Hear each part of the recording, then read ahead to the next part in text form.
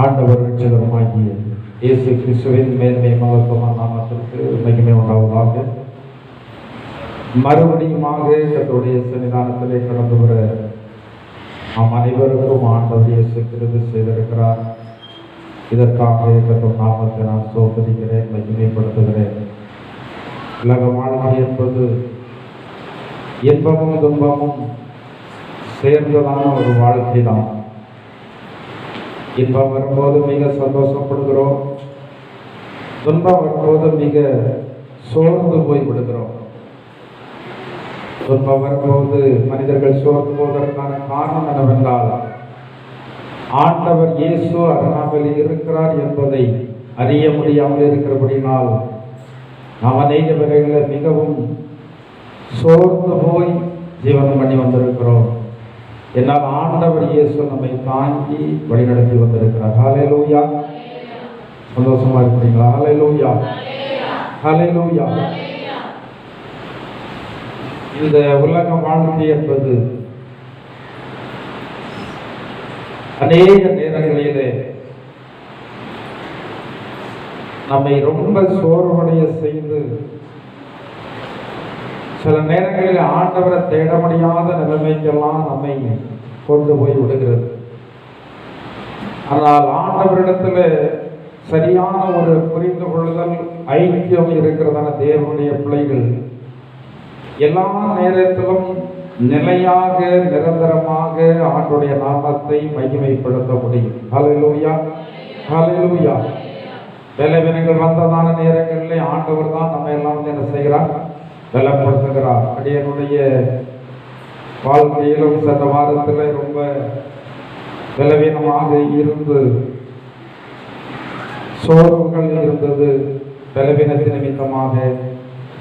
இருந்தாலும் கர்த்தர் என்னை தாங்கி நடத்தி இருக்கிறபடினால்தான் முன்பு நின்று உங்களை கர்த்தருக்குள் நடத்த முடிகிறது. ஹல்லேலூயா, ஹல்லேலூயா. பலவீனங்கள் இருந்தாலும் செய்ய வேண்டியதான காரியங்களை கட்டாயம் செய்துதான் ஆக வேண்டியது இருக்கிறது. வெளியே வேலை செய்கிறவங்க முடியலன்னா என்ன போட்டுருவீங்க? என்ன போட்டுருவீங்க? லீவ் போட்டுருவீங்க. ஆனால் நாங்கள் டக்குன்னு லீவெல்லாம் என்ன செய்ய முடியாது. லீவ் போட்டாலும் லீவ் போட விட மாட்டாங்க. வீட்டில் உட்காந்துறாங்க சிலர். நீங்கள் சுகமா இருக்கீங்களா சுகமா இல்லையோ, எங்களுக்கு என்ன செய்யுங்க? நீங்கள் என்ன செய்யுங்க? ஜெபம் பண்ணுங்க. ஒரு நேரம் இப்படிப்பட்ட சூழ்நிலை இல்லை. இந்த வாரம்லாம் எனக்கு பேச முடியலை. எனவே 2 நாள் சுவிட்ச் ஆஃப் பண்ணி போட்டேன், போனேன் ராத்திரியும் பகலும். ஏன்னா வர்றவங்களுக்கு பேசணும்ல, ரொம்ப மூச்சு ரொம்ப கஷ்டமாக இருந்தது. என் மைண்டுக்குள்ளே பலவாறு சிந்தனை.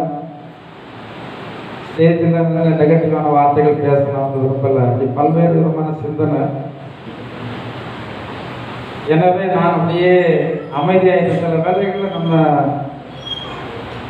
பேச முடியலன்னு சொன்னாலும் சிலர் பேசாம விட மாட்டாங்க. பக்கத்தில் வந்து இருந்துக்கிட்டு என்ன செய்வாங்க? பேசாம விடையே மாட்டாங்க. அப்படிப்பட்ட சூழ்நிலைகள் எல்லாம் நடக்கிறது ரொம்ப இப்போ கொஞ்சம் கஷ்டமாக தான் இருக்குது. பேசுகிறது கொஞ்சம் கஷ்டமாக தான் இருக்கிறது. என்றாலும் கர்த்தர் என்ன செய்கிறார்? கர்த்தர் தாங்குகிறார். ஹல்லேலூயா. கர்த்தர் தாங்குகிறதை இவருடைய ஊழிய நாட்களிலே நாங்கள் அறிகிறபடினால்தான் தொடர்ந்து கர்த்தருக்காக ஊழியத்தை செய்ய முடிகிறது. இல்லாவிட்டால் ஊழியத்தை செய்ய முடியாது. பலவீனங்களிலே என் கிருபை போதும் என்று சொன்னதான கர்த்தருடைய கிருபை தாங்குகிறது. எனவே ஊழியத்திலே நாங்கள் சோர்வு போகாமல் செயல்பட்டு கொண்டிருக்கிறோம். எங்களுக்காக ஜெபிக்கிற உங்களை கர்த்தர் ஆசீர்வதிப்பாராக. இன்னும் அதிகமாக கர்த்தருடைய ஊழியத்தை நாங்கள் தொடர்ந்து செய்யும்படி என்ன செய்ய ஜெபம் பண்ணுங்க. ஏனென்றால் காலங்களுக்கு புரிகிறதான காலம், வயது என்ன செய்து கொண்டே இருக்கிறது? வயது போய்கொண்டே இருக்கிறது. ஏன்னா வயது போய்கொண்டே இருக்கிற அப்படின்னால வாழ்நாட்கள் குறுகுகிறது. வாழ்நாட்கள் குறுகி கொண்டு வரும்போது கொஞ்ச நாட்கள் தாண்டி போகும்போது நம்மளால சில காரியங்களை செய்ய முடியாது, முதுமை நிமித்தம், வயது நிமித்தம். எனவே இந்த நாட்களில் அதிகமாக ஊழியத்தை சேர்ந்து விரும்புகிறோம். எப்போ வந்து நமக்கு இயலாத ஒரு நிலை வருமா நமக்கு தெரியாது. எனவே இப்போது நல்ல சுகபலன் இருக்கும் போதே நம்ம ஆண்டவருக்காக உழைக்கணும் என்கிறது தான் என்னுடைய விருப்பம். சிலர் வயது ஆகிறதுக்குள்ளால எப்படியாயும் உழைச்சி பிள்ளைகளுக்கு ஒரு வீட்டுக்கு மேலே 2 வீடு, ஒரு வயதுக்கு மேலே 2 வயது, 10 பவுனுக்கு மேலே கூட 10 பவுன், இதெல்லாம் ரொம்ப உழைச்சி ரொம்ப தீவிரமாக வந்து சேர்க்கிறோம். ஆனால் அவைகளெல்லாம் இந்த பூமிக்குரியதான நன்மைகள் தான். அவைகள் இந்த பூமியில் உதவும். இந்த பூலோக வாழ்க்கைக்கு பிற்பாடு அவைகள் எதுவுமே நமக்கு என்ன செய்வதில்லை, உதவுகிறதில்லை என்றுதான் ஒரு எண்ணம் இருக்கிறபடினால் ஆண்டவருக்காக நாங்கள் ஊழியத்தை செய்ய விரும்புகிறோம். நீங்கள் ஜெபியுங்கள். கர்த்தர் தாமே தொடர்ந்து ஊழியங்களிலே பெரிதான ஆசீர்வாதங்களை கட்டளையிடுவாராக. வாசிப்போம். வேதாகமத்தில் ஆதியாகமத்தின் புத்தகம் 26வது அதிகாரம் 12ஆம் வசனத்தை வாசியுங்கள். ஈசாக்கு அந்த தேசத்தில் விதை விதைத்தான். கர்த்தர் அவனை ஆசீர்வதித்ததினால் அந்த வருஷத்தில் 100 மடங்கு பலனடைந்தார். கர்த்தருடைய நாமத்திற்கு மகிமை உண்டாவதாக. ஆண்டவர் இயேசு அவருடைய பிள்ளைகளை ஆசீர்வதிக்க ரொம்ப அதிகமாக விரும்புகிறார்.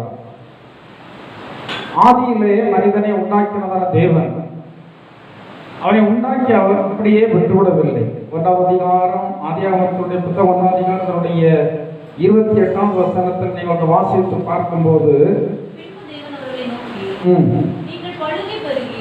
நீங்கள் பலுகி பெருகி பூமியை நிரப்பி அதை கீழ்ப்படுத்தி சமுத்திரத்தின் மச்சங்களையும் ஆகாயத்து பறவைகளையும்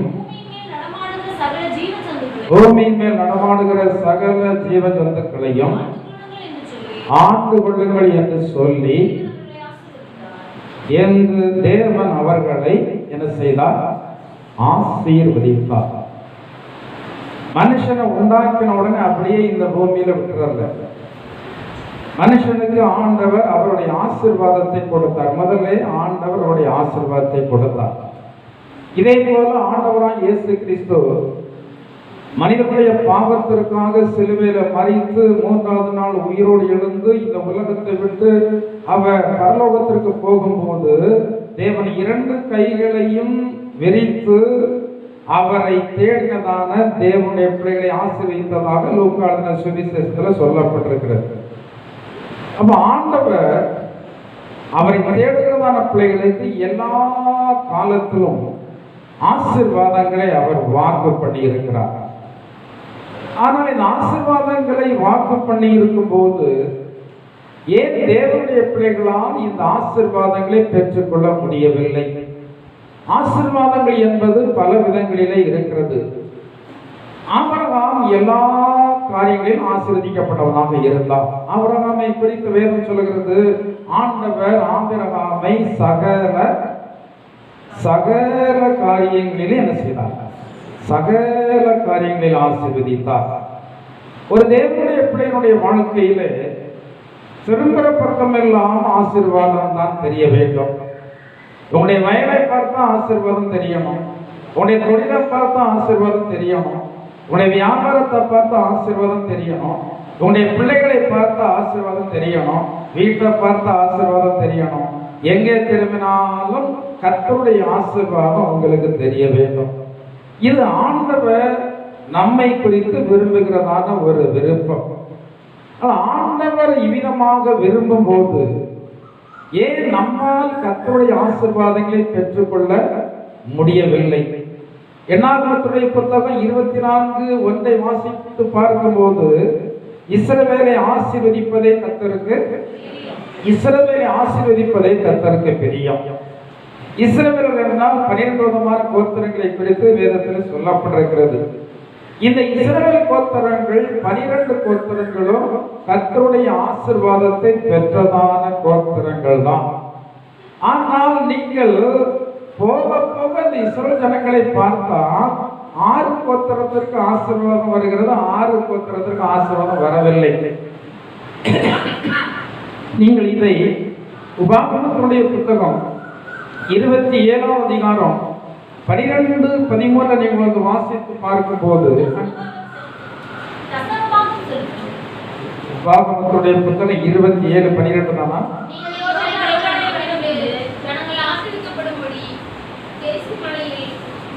திரும்ப நிறுத்தி வாசிங்க. திரும்ப நீங்கள் யோர்தானை கடந்த பின்பு ஜனங்கள் ஆசீர்வதிக்கப்படும்படி கெரிசீம் மலையில் சிமியோன், லேவி, யூதா, இசக்கார், யோசேப்பு, பென்யமீன், எத்தனை கோத்திரம்? எத்தனை கோத்திரம் சொல்லப்பட்டிருக்கிறது?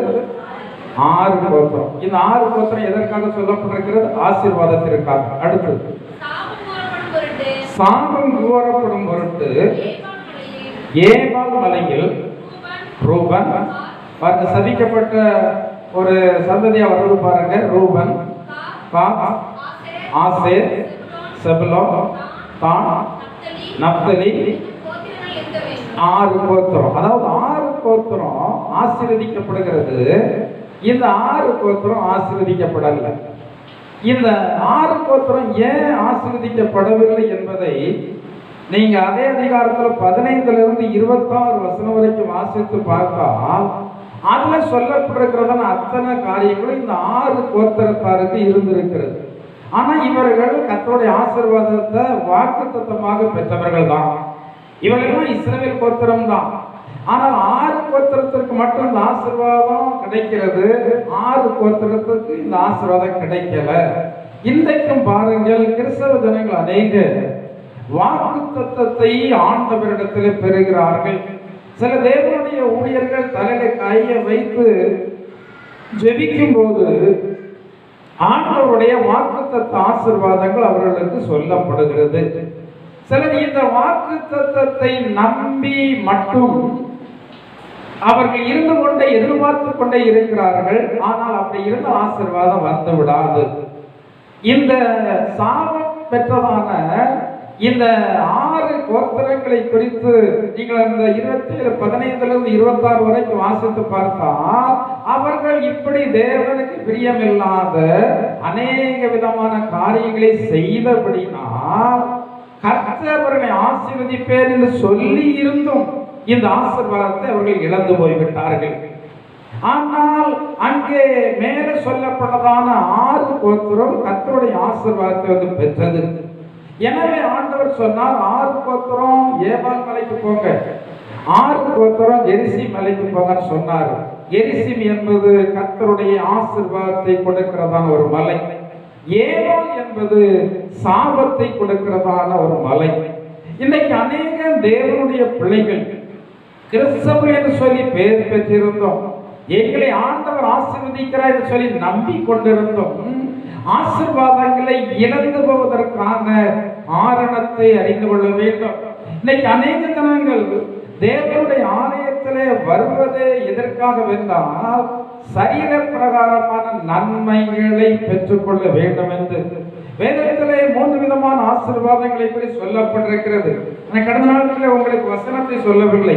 சங்கீதத்துடைய புத்தகம் 17ஆம் அதிகாரம் 16 சொல்லப்பட்டிருக்கிறது, இம்மைக்குரியதான ஆசீர்வாதம். எபேசியருக்குள்ள நிருபம் 1ஆம் அதிகாரம் 3ஆம் வசனத்தில் சொல்லப்பட்டிருக்கிறது ஆவிக்குரிய ஆசீர்வாதம். சங்கீதம் 21ஆம் அதிகாரம் 6ஆம் வசனத்தில் சொல்லப்பட்டிருக்கிறது நித்திய ஆசீர்வாதம். தேவனுடைய பிள்ளைகளை இந்த 3 ஆசீர்வாதங்களை தந்து நடத்த வேண்டும் என்று சொல்லி விரும்புகிறார். இம்மைக்குரிய ஆசீர்வாதம் மட்டும் போதுமா? இம்மைக்குரிய ஆசீர்வாதம் என்றால் என்ன? படிப்பு, வேத, பணம், பொருள், செல்வம், உயர்வு, கனம், இது உலகத்திற்குரிய ஆசீர்வாதம். ஆனா தேவனுடைய பிள்ளைகளை குறித்து நாம் பார்க்கிறோம், இந்த உலகத்தினுடைய ஆசீர்வாதங்களை அநேக நேரங்களிலே அவர்கள் இழந்தார்கள். எதற்கு அவர்களை இழந்தார்கள்? இதை அப்போஸ்தலனாகிய பவுல் சொல்கிறார், கிறிஸ்துவை அறிகிற அறிவின் மேன்மைக்காக நான் எவைகளை எல்லாம் லாபம் என்று நினைத்தேனோ அவைகளெல்லாம் நஷ்டமாக விட்டேன். ஒன்று நீங்கள் நன்றாக அறிந்து கொள்ள வேண்டும், தேவனுடைய நாமத்திற்காக நீங்கள் எதை விட்டீர்களோ, எதற்காக இருக்கணும்? தேவனுடைய நாமத்திற்காக நீங்கள் எதை விட்டீர்களோ அதை எத்தனை மடங்கு நீங்கள் பெற்றுக்கொள்வீர்கள்? 100 மடங்கு பெற்றுக்கொள்வீர்கள். இன்னைக்கு ஏன் அநேக தேவனுடைய ஊழியத்தை செய்கிறதான ஊழியர்களை எல்லாம் ஆண்டவர் லட்சாதிபதியாகவும் கோடீஸ்வரனாகவும் ஏன் வைத்திருக்கிறார்? அவர்கள் அநேகர் வேலையை செய்து கொண்டிருக்கும் போது, நான் ஆண்டவருடைய ஊழியத்தை செய்ய விரும்புகிறேன், சாப்பாடு கிடைத்தாலும் பரவாயில்ல, கிடைக்கட்டாலும் பரவாயில்ல, வஸ்திரம் கிடைத்தாலும் பரவாயில்ல, கிடைக்கட்டாலும் பரவாயில்லை என்று சொல்லி வேலையை விட்டுட்டு அவர் ஊழியத்துக்கு வருகிறாங்க. இவர்கள் சரியாகத்தான் ஊழியத்திற்கு வந்திருக்கிறார்களா என்பதை ஆண்டவர் பரிசோதனை பண்ணுகிறார். இவர்கள் ஆகாரம் இருந்தாலும் பரவாயில்லை, இல்லாவிட்டாலும் பரவாயில்லை என்றுதான் ஊழியத்திற்கு வந்திருக்கிறார் என்பதை ஆண்டவர் நன்றாக அறிந்து கொள்ள வேண்டும் என்பதற்காகத்தான் ஊழியத்திற்கு வந்த உடனே இவர்களுக்கு ஆகாரத்தை திருப்தியாக ஆண்டவர் என்ன செய்கிறது இல்லை, கொடுக்கிறது இல்லை. நீங்க பாருங்க, நிறைய பேர் ஊழியத்திற்கு வந்துட்டு திரும்ப போனதான ஜனங்கள் எல்லாம் உண்டு. கொஞ்ச நாளைக்கு முன்னாடி ஒரு நபர் வந்தார், கோட்டு சூட்லாம் மாட்டிட்டு வந்தார். நான் ஊழியத்திற்கு போறேன் அப்படின்னு சொல்லிட்டு வந்தார். அவர் எனக்கு ஏற்கனவே தெரியும், அவர் எனக்கு ஃப்ரெண்டு தான். அப்போ அவர் ஒரு நாள் நம்முடைய சபையில பயன்படுத்தணும்னு சொல்லிட்டு பயன்படுத்தினேன். ஒரு பேப்பர்ல எழுதி வச்சுட்டு வந்தார், பிரசங்க கமெண்ட்ரி பேப்பர்ல எழுதி வச்சுட்டு 2 சைடு என்ன செய்தார், வாசித்தார். அப்போ நான் கேட்டேன், இது என்ன பிரசங்கம் இப்படி எழுதி கொண்டு வாசிக்கிறீங்க? அப்போ அவர் சொன்னாரு, வெள்ளைக்காரங்கெல்லாம் 10 நிமிஷம் 15 நிமிஷம் தான் பிரசங்கம் பண்ணுவாங்க, இப்படி தான் எழுதி வச்சுட்டு வாசிக்கிறாங்க, இதனால் பிரயோஜனம் இல்லை அப்படின்னு சொல்லி கேட்டேன். ஆனா அவருடைய பேச்செல்லாம் பார்க்கும்போது அவர் ஊழியத்திற்கு வந்ததே எதற்காக வென்றால், நல்ல கோட்டு சூட்டு மாட்டிட்டு நல்ல யாராவது காணிக்கையை தருவாங்க, நல்லா வாங்கி நல்ல நல்ல சுத்தலாம் வந்தார். இன்னைக்கு அவருக்கு ஊழியமும் கிடையாது, வேலையும் கிடையாது, குடும்பமும் கிடையாது. தேசாந்தரியானா அடிக்கடி பார்ப்பேன், தேசாந்தரியா செஞ்சு தலையிறார். இது என்னுடைய கண் எதிர அடிக்கடி பார்க்கிறதான ஒரு சாட்சி. இதே போல அநேக ஜனங்களுடைய வாழ்க்கையில இவர்கள் இந்த ஊழியத்தை ஆதாய தொழிலாக எடுத்திருக்கிறார்களா என்பதை ஆண்டவர் பரிசோதனை பண்ணும்படியாகத்தான் ரொம்ப கஷ்டத்துக்குள்ள ஆண்டவர் நடத்துகிறார்.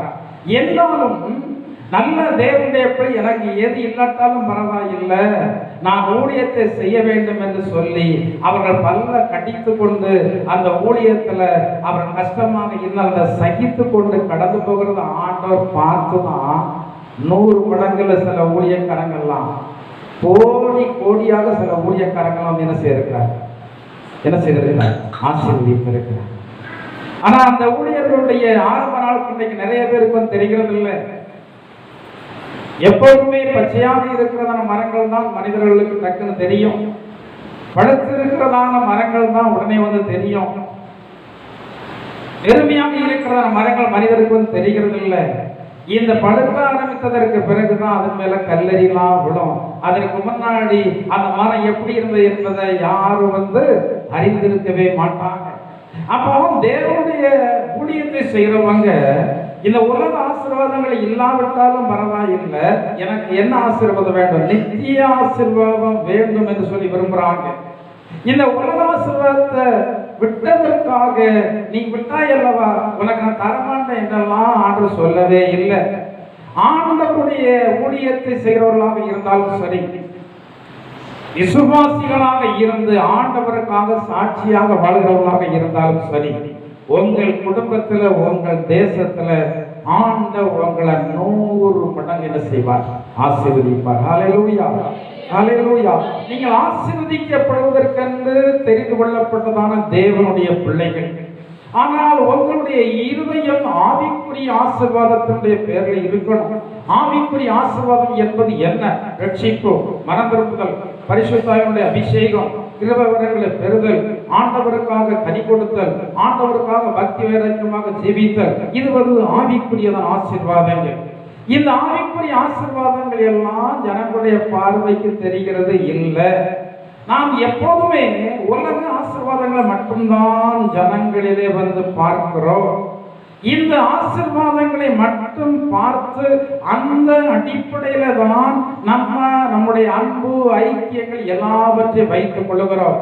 ஆனால் ஒரு ஆவிக்குரிய மனிதன் ஒரு ஆவிக்குரிய மனிதனை ரொம்ப அதிகமா வந்து என்ன செய்வான்? உங்களுடைய நேசம் யார் மேல இருக்கு? யார் மேல இருக்கு? முதலாவது ஆண்டவர் மேல, இரண்டாவது ஆண்டவருக்காக உண்மையாக ஜீவிக்கிறார்கள் அல்லவா? வேதம் சொல்கிறது, சங்கீதக்காரராகிய தாவீதுடைய அந்த சங்கீத பகுதியில் சொல்லப்பட்டிருக்கிறது, கர்த்தருக்கு பயந்தவர்களையோ என்ன பண்ணுகிறான்? கனம் பண்ணுகிறான். கர்த்தருக்கு பயந்தவர்களையோ கனம் பண்ணுகிறான். ஒரு மனிதன் கர்த்தருக்கு பயப்படுவர்களாக இருந்தால் நீங்கள் அவர்களை கனத்திற்குரியவர்களாக நினைக்க வேண்டும். அதுதான் ஆவிக்குரிய ஆசீர்வாதம். இன்னைக்கு சரீர பிரகாரமான நன்மைகளுடைய அடிப்படையிலேயே ஒரு மனிதனை நான் வந்து மதிக்கிறவர்களாக வந்து இருந்தால் ஆண்டவர் நம்மை குறித்து அவர் துக்கப்படுவார். இந்த பூமிக்குரிய ஆசீர்வாதங்கள் எல்லாம் இந்த பூமியோடு போய்விடும். இதுல 3 விதமான ஆசீர்வாதங்களை பற்றி நான் சொன்னேன் அல்லவா? இதுல மிக முக்கியமானது என்னது? நித்திய ஆசீர்வாதம். இந்த நித்திய ஆசீர்வாதம் இது எந்தெந்தைக்கும் நம்முடனே கூட இருக்கக்கூடியது. இந்த ஆசீர்வாதத்தை நீங்கள் பெற்றிருந்தால் ஒருவரும் உங்களை வந்து இந்த ஆசீர்வாதத்தை விட்டு தள்ளி விடவே முடியாது. ஹல்லேலூயா, ஹல்லேலூயா, ஹல்லேலூயா. உங்களுடைய பிரயாசம் மட்டும் உங்களை உயர்த்திடும். நீங்க நினைத்து பார்க்கவே வேண்டாம். வேதம் சொல்கிறது, நான் நட்டேன் அப்போல நீர் பாய்ச்சினா விளைய செய்கிறவரோ ஆண்டவர் விளைய செய்யலன்னா நமக்கு எந்த ஆசீர்வாதமே மிருகஜீவன்களாக விவசாய காரியங்களை வந்து செய்யறாங்க. நிறைய பேருடைய வாழ்க்கையில பார்த்தா எத்தனை நேரம் விவசாயம் பண்ணாலும் நஷ்டம் நஷ்டம் நஷ்டம். எத்தனை மிருக ஜீவன்களை வளர்த்தாலும் நஷ்டம் நஷ்டம் நஷ்டம். ஆனா வேதம் சொல்கிறது, உன் தேவனாகிய கர்த்தர் நீ கையிட்டு செய்யும் உன் கையில் கிரியைகளெல்லாம் உனக்கு ஆசீர்வாதம் உண்டாக உனக்கு கட்டளையிடுவார்.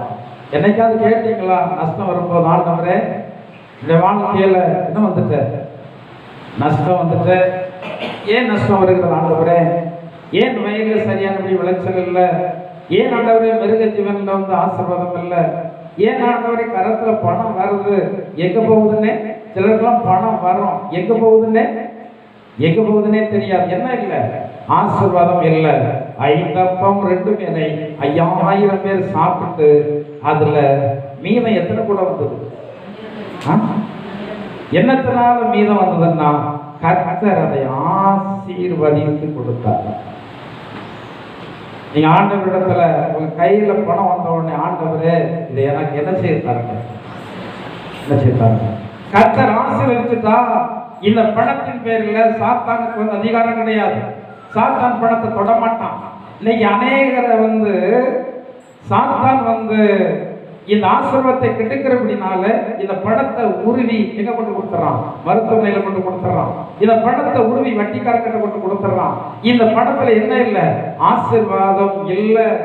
ஆனா சிலர் இதிலே பழகி போனபடினால அதை குறித்து இவர்கள் பெரிதாக நினைக்கிறதும் இல்லை.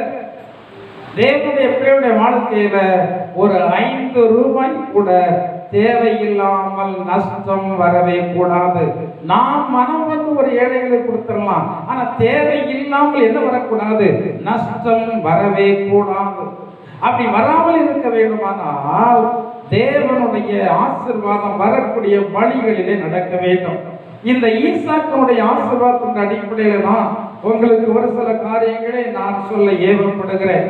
ஆதியாகமம் 18:19 சொல்லப்பட்டிருக்கிறபடி இந்த ஈசாக்கு கர்த்தருடைய நீதி நியாயங்களை காத்து நடந்தவர். ஏனென்றால் ஆபிரகாம் நீதி நியாயங்களை என்ன செய்திருக்கிறார்? சொல்லி கொடுக்க. என்னத்தை சொல்லி கொடுக்குறீங்க நீங்க பிள்ளைகளுக்கு? என்ன சொல்லி கொடுக்குறீங்க? கொஞ்சம் தான் விவரம் இருக்கிறது. 1, 2, 10 வரை கூட என்ன தெரியாது. ஆனா என்ன வாங்கிட்டு வர சொல்றீங்க அந்த பிள்ளைகளை அனுப்பி? கடன் வாங்குறதுக்கு யாரும் அனுப்புறீங்க? இந்த பிள்ளைகளுக்கு எங்க போறோம் எதுக்கு வாங்குறோனே தெரியாது.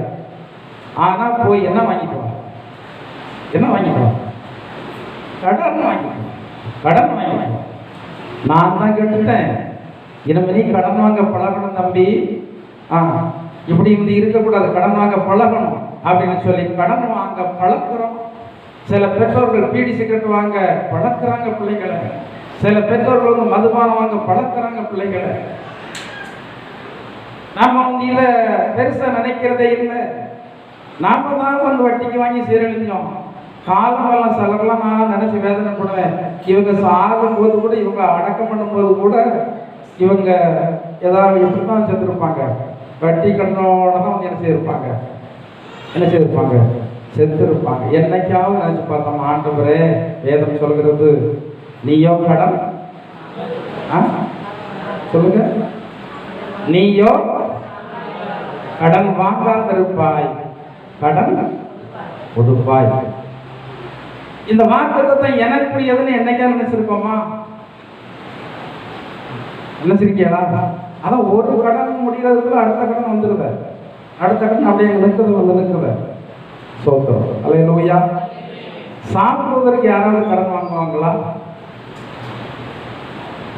வஸ்திரம் வாங்குவதற்கு யாராவது கடன் வாங்குவாங்களா? அப்படி வஸ்திரம் இல்லாதவங்க யாருமே இல்லை. அந்த காலத்துல ஒரு வஸ்திரம் இல்லாதவங்க எல்லாம் இருந்தாங்க. ஒரு வஸ்திரம் கூட நல்ல வஸ்திரம் என்ன செய்யாது, இருக்காது.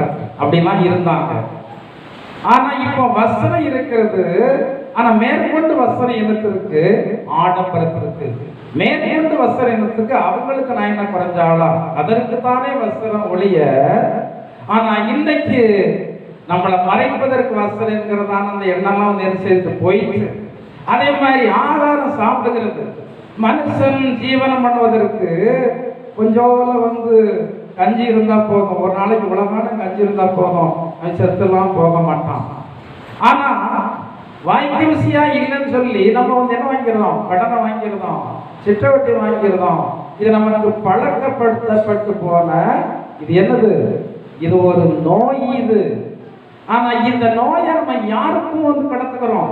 பிள்ளைகளுக்கு வந்து கடத்துக்கிறோம். பிள்ளைகளுக்கு நீதி நியாயங்களை கற்றுக் கொடுப்பதற்கு பதிலாக ஆபிரகாம் ஈசாக்குக்கு நீதி நியாயங்களை கற்றுக் கொடுத்தான். ஆனால் நான் பிள்ளைகளுக்கு, இந்த பிள்ளைகளை அறியாத வயதுல நாம் அநேக விதமான தேவையில்லாத காரியங்களை கற்றுக் கொடுத்து விடுகிறோம். எப்படி பிள்ளைகளுடைய வாழ்க்கையில் ஆசீர்வாதம் உண்டாகும்? ஆபிரகாம் நீதி நியாயங்களை கற்றுக் கொடுத்து ஈசாக்கு அதன் வழி நடந்தபடினாலதான் அவன் விதைத்த போது எத்தனை மடங்கு ஆசீர்வாதம் உண்டானது? 100 மடங்கு. அது வறட்சியான நேரத்துல அந்த தேசமெல்லாம் வறட்சியால் நிறைந்திருக்கிறது. ஆனால் ஈசாக்கு விதைத்த போது அவன் 100 மடங்கு பலனை பெற்றுக் கொண்டான். முதலாவது அதற்கு அவன் நீதி நியாயங்களை காத்து நடக்க வேண்டியது இருந்தது. அடுத்தபடியாக ஆதியாகமம் 26:2 வந்து வாசித்து பார்க்கும் போது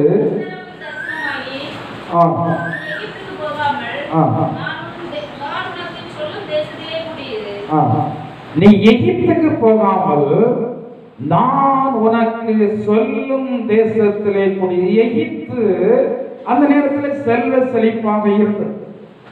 ஈசாக்கு பஞ்சத்து நிமித்தமாக அவன் எகிப்துக்கு போவதற்காக வந்து விரும்புகிறான். ஆனால் ஆண்டவர் அவனை பார்த்து சொல்றாரு, நீ எகிப்துக்கு போகாம இப்போது இங்கேயே இரு என்று சொல்லி. இந்த பாடம் அவன் எங்கே கற்றுக்கொண்டது? ஆபிரகாமிடத்திலே கற்றுக்கொண்டது. இந்த ஆபிரகாமுக்கு ஆண்டவர் சொல்லும் போது தான் போகிறதான இடம் என்னதுன்னு சொல்லியே தெரியும். நமக்கெல்லாம் தெரியும் நாளைக்கு நம்ம என்ன செய்வோம், நாளான என்ன செய்வோம். இதெல்லாம் நம்ம நிறைய திட்டங்களை போட்டு வச்சிருக்கிறோம். ஆனா தேவனுடைய பிள்ளைகளுக்கு திட்டம் யார் போடுவா? தேவனுடைய பிள்ளைகளுக்கு திட்டம் யார் போடுவா? சொல்லுங்க, சுத்தமா சொல்லுங்க. நாம் ஒவ்வொருவரை குறித்தோம் திட்டம் யாருக்கு இருக்கு? சிலர் நினைப்பாங்க, அப்ப நம்மளையா பூமியில் ஆண்டு உண்டாக்குனாரு? நம்ம திட்டப்படிதான் நம்மளால செய்ய முடியலையே. நான் இத்தனை வருஷம் ஆகிருக்கிறது, எத்தனையோ காரியங்கள் திட்டம் போட்டிருக்கேன், ஒரு காரியங்கள் திட்டத்தின்படி நடக்கவே இல்லை. எல்லாம் மாறதான் நடக்குது. இந்த படி படிக்க நினைச்சும் படிக்க முடியல, இந்த வேலை செய்ய நினைச்சும் வேலை செய்ய முடியல, வெளிநாட்டு போன நினைச்சும் முடியல, அப்பவே இப்படி எல்லாம் வாங்க நினைச்சும் முடியல. அது ஆண்டவருடைய திட்டம் தான் நடக்குது.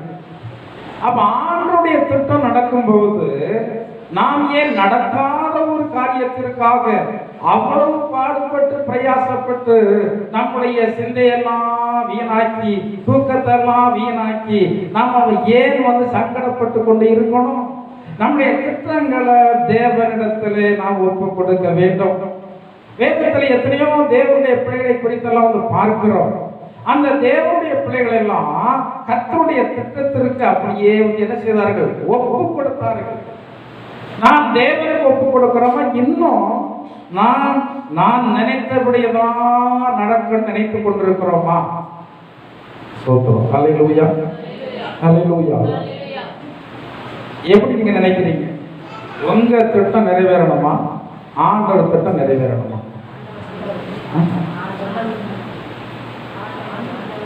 ஆண்டவருடைய திட்டம் அப்படிதானே? அப்ப நீங்க யாருக்காக வரணும்? ஆண்டவருக்காக. ஆபிரகாம் ஆண்டவர் அனுதினம் வழி நடத்தினார். ஆண்டவர் அனுதினம் ஆபிரகாம் என்ன செய்தார்? வழி நடத்தினார்.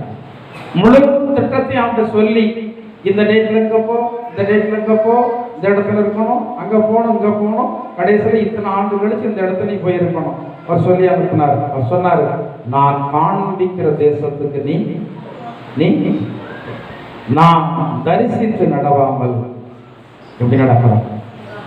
விசுவாசித்து நடக்கும். இன்னைக்கு நிறைய பேர் வருங்காலத்தை குறித்து நிறைய இடத்துல கேட்கிறாங்க. எல்லா மதத்தை சேர்ந்ததான ஜனங்களும் கேட்கிறாங்க. கிறிஸ்தவ ஜனங்களுக்கு ஒரு விருப்பம் உண்டு, வருங்காலத்தை குறித்து எப்படி இருக்கும், என் வருங்காலம் எப்படி இருக்கும், என் பிள்ளையினுடைய வருங்காலம் எப்படி இருக்கும் என்று சொல்லி கேட்பதற்கு எல்லாருக்கும் விருப்பம்தான். ஆனா நம்ம கேட்டு நடப்பதை விட ஆண்டவர் ஒவ்வொரு நாள் நம்ம எப்படி வழி நடத்துகிறாரோ அதற்கு ஏற்றாற்படி நாம வளைந்து கொடுத்துதான் வாழ வேண்டும். ஆண்டவரிடத்துல கட்டாயமாக இதை செய்யுங்கன்னு சொல்லி சொன்னா ஆண்டவர் சில காரியங்களை கோபத்துல தந்துருவார். இஸ்ரவேல் ஜனங்களை குறித்து ஆண்டவர் சொன்னாரு. ஆண்டவருக்கு இஸ்ரவேல் ஜனங்களை குறித்து விருப்பம் என்னன்னா, இவர்களை யார் ஆளக்கூடாது, ராஜா ஆளக்கூடாது, மாறாக அவரு அதாவது ஆண்டவர் அவர்கள் ஆளன்னு விரும்புகிறார். ஆண்டு எப்படி ஆளன்னு விரும்புகிறாருன்னா, தீர்க்கதரிசிகளை வைத்து இவர்களை வழி நடத்தன்னு விரும்புகிறார். தீர்க்கதரிசிகளை வைத்து வழி நடத்தன்னு விரும்புகிறார். ஆனா இவங்க என்ன சொன்னாங்கன்னா, பக்கத்து தேசத்தாரை போல எங்களுக்கு என்ன வேணும்?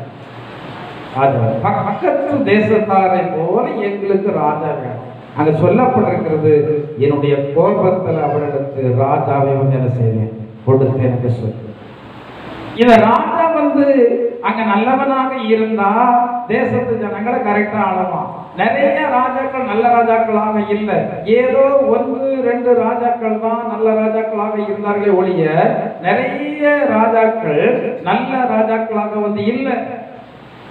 அப்ப அவங்க நினைச்சாங்க, ஏன்னா இந்த ராஜாவை ஆண்டவர் தந்தாரோ என்று சொல்லி நினைக்கிறதான ஒரு சூழ்நிலைகள் எல்லாம் அவருடைய வாழ்க்கையில் என்ன செய்தது, வந்தது.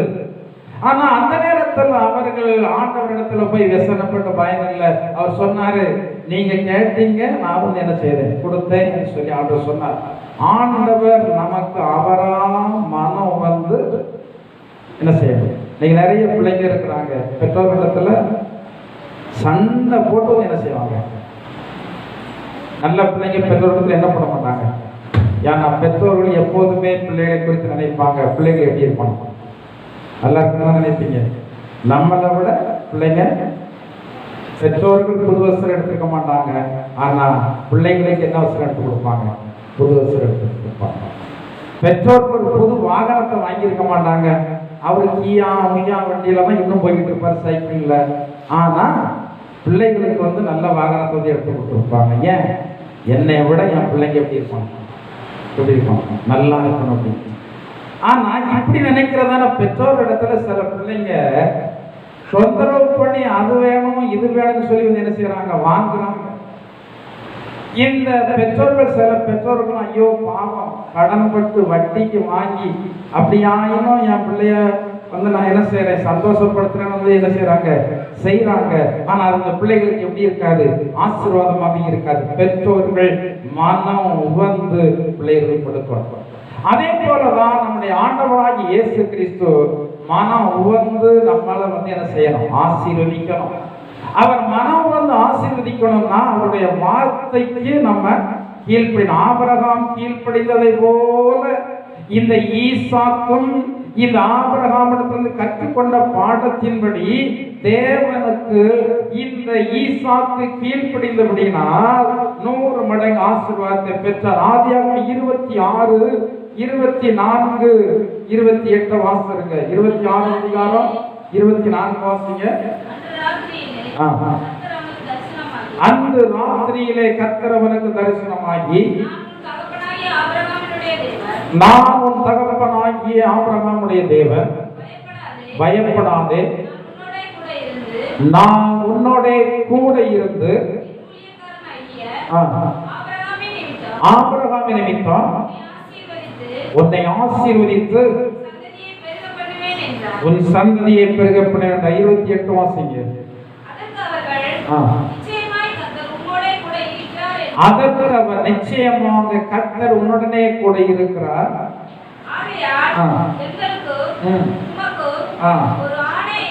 சரி, இந்த ஈசாக்கோடு கூட கர்த்தர் இருந்தார்.